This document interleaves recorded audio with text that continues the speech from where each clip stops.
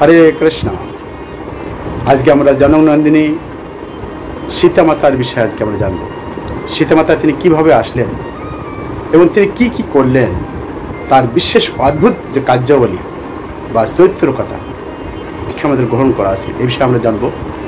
তা আমরা জানি সাধারণত এই সীতামাতাকে ভূদেবী বলা হয়, ভূমিদেবী বলা হচ্ছে।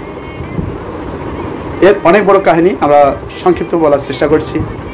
অর্থাৎ রাবণ কিভাবে দশরথকে এর আগে অনেকবার পরীক্ষা করছেন, দশরথকে কীভাবে অর্থাৎ সেই রঘুবংশকে কীভাবে ধ্বংস করা যায়, তার জন্য অনেক কিছু প্ল্যান ছিল এইদিকে।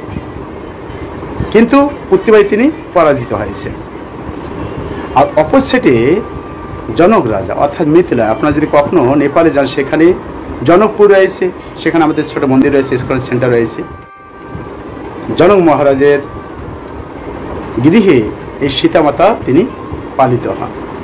যখন জনক রাজ তিনি জমিতে কর্ষণ করছিলেন, নাঙ্গল দিচ্ছিলেন, নাঙ্গলের ফলা লেগে সেখান থেকে সীতামাতা কীভাবে উদ্ভব হয়।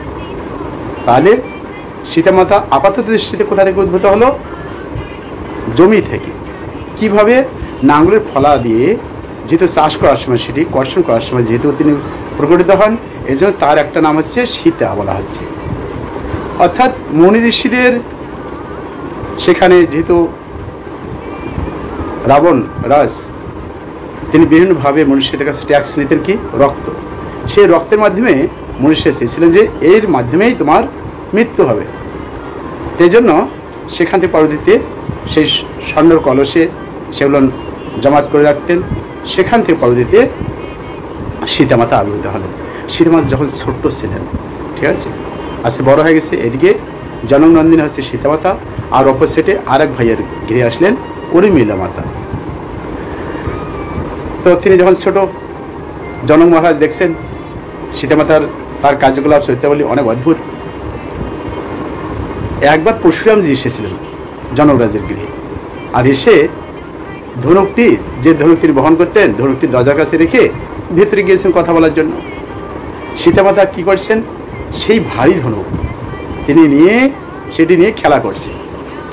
পরশুরামজি এসে দেখে কোথায় কি হলো, আমার ধনুক কী হলো। দেখছে যে সেই ছোট শিশুটি এ সীতামাতা, তিনি সেটিকে নিয়ে খেলছেন। তখন তিনি ঘোষণা করলেন, অর্থাৎ জনক মহারাজকে বললেন যে এই পুত্রী তোমার সাধারণ নয়, যে এই কাজ করতে পারে।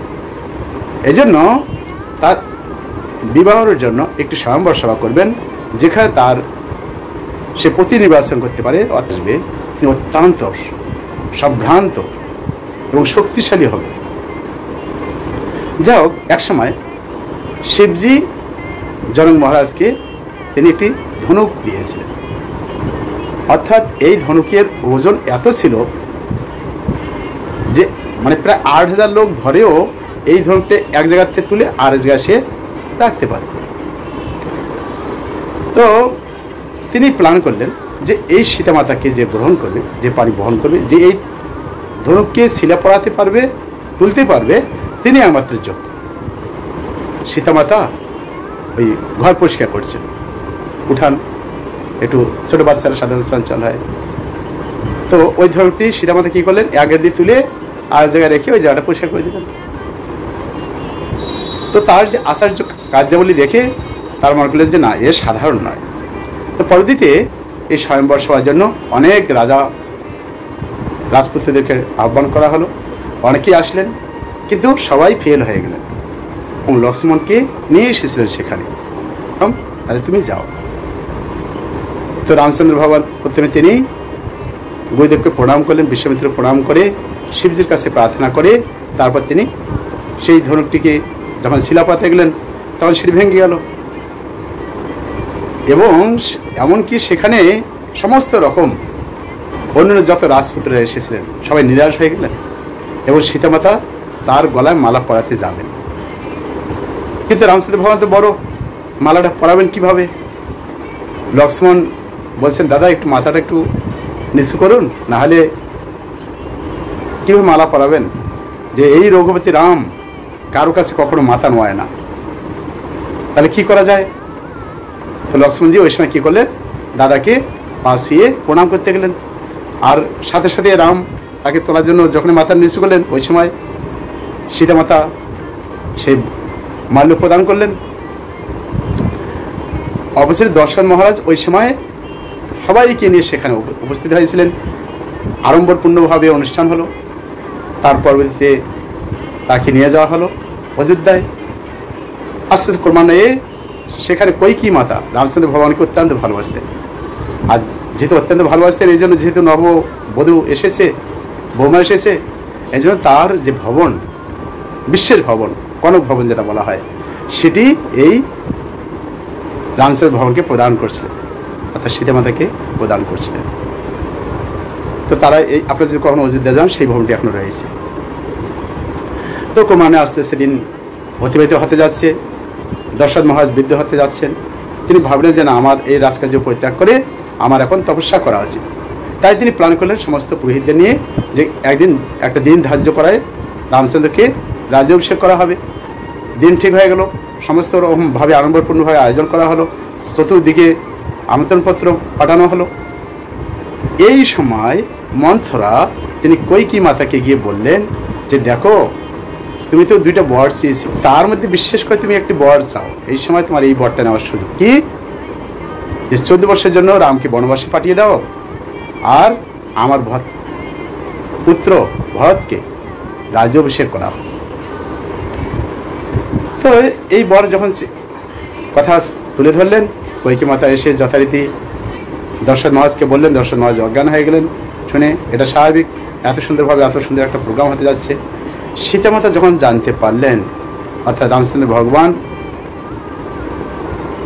কৈকেয়ীকে গিয়ে বলছেন, মাতে আপনি আমার মঙ্গল করলেন, কেন আমি এখন বনে বিচরণ করবো, অনেক মনীষীদের সাথে তার সাক্ষাৎ হবে, বনের ফলমূল খেয়ে থাকবো, অনেক কিছু। এই পরে যখন তিনি কৌশলমার আদেশ নিয়ে সীতামাতার কাছে গেলেন, সীতামাতা সবাই ব্যস্ত আছেন কাজকর্মে, যেতে অনুষ্ঠান হবে।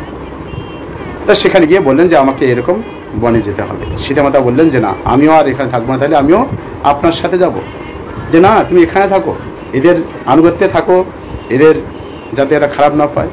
যে না, আপনি যেখানে আছেন সেখানে যান। যার ঘটনা প্রসঙ্গে তিনি যান। এবং পরবর্তীতে আমরা জানি যে সেই রাবণ হরণ করে নিয়ে গিয়েছিলেন, এবং যেহেতু অনেকদিন ছিলেন, পরবর্তীতে তারা রাবণের যুদ্ধ হয়, লঙ্কা বিধ্বস্ত করে দেন, এবং পুনরায় বিভীষণকে সেখানকার রাজ্যাভিষেক করেন, এবং পুনরায় অযোধ্যায় ফিরে আসেন। অযোধ্যায় ফিরে আসার পরে তাদের মধ্যে প্রজারা কোন অবস্থায় আছে তিনি বেরিয়ে গেছেন। অনেক লোক কে কী বলছে না বলছে, কোনো মন্তব্য করছে কিনা। তো একজন আরেকজনকে বলছেন যে দেখো, তুমি এত রাত্রে এসেছো, আমি তোমাকে গ্রহণ করতে পারি না। আমি তো আর রাম নই যে একটা পত্নী একজনের সাথে অনেকদিন ছিল তারপর আবার আমি গ্রহণ করবো। আছেন মর্যাদা পুরুষোত্তম ভগবান, অর্থাৎ প্রজাদের যাতে কোনো অসুবিধা না হয়, এই জন্য তিনি কী করলেন, সীতামাতাকে বাহির করে দিলেন। অর্থাৎ তিনি তখন বাল্মীকি মুনির আশ্রমে ছিলেন।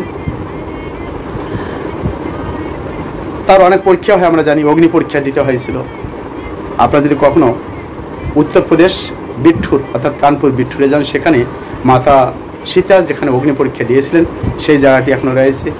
তার কিচেন, রান্না করার জায়গা, সেখানে বাল্মীকি মুনি রামায়ণ রচনা করতেন। যে গাছের নিচে বসে বাল্মীকি মুনির তপস্যা মরা নাম জপ করে সিদ্ধ হয়েছে, এগুলো এখনও রয়েছে। আপনারা যদি কখনো আসেন বিঠুর, কানপুর বিঠুর যাও।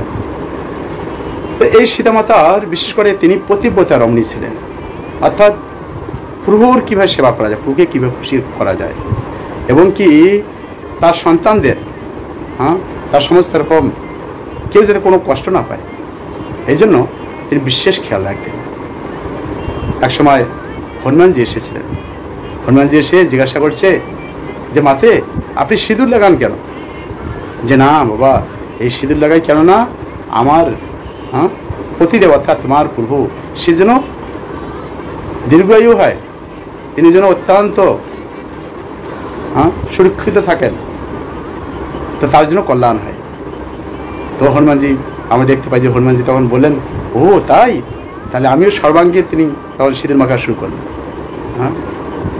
তো অনেক কাহিনী রয়েছে। যা হোক, সীতামাতার আপনারা যদি কখনো জনকপুরে যান, সেখানে সীতামাতার তার জন্মস্থান, এবং তিনি অন্তর্ধান যে হয়েছেন বিশেষ করে বিট্ঠুর কানপুরে, সেখানে আপনারা এই অন্তর্ধান লীলা দেখতে পাবেন। ধন্যবাদ সবাইকে। তো এই সাধারণত আমরা এই সীতানবমী পালন করে থাকি বৈশাখ মাসের শুক্লপক্ষের নবমী তিথিতে। এই দিনটা বিশেষ গুরুত্বপূর্ণ, কেননা সীতামাতার কাছে আমাদের প্রার্থনা করা উচিত যেন আমাদের প্রভুর প্রতি আমাদের যেন নিষ্ঠা তথা যেন ভক্তি আসে, যেন আমরা সুন্দর দেহ দিয়ে ভগবানের সেবা করতে পারি। হরে কৃষ্ণ।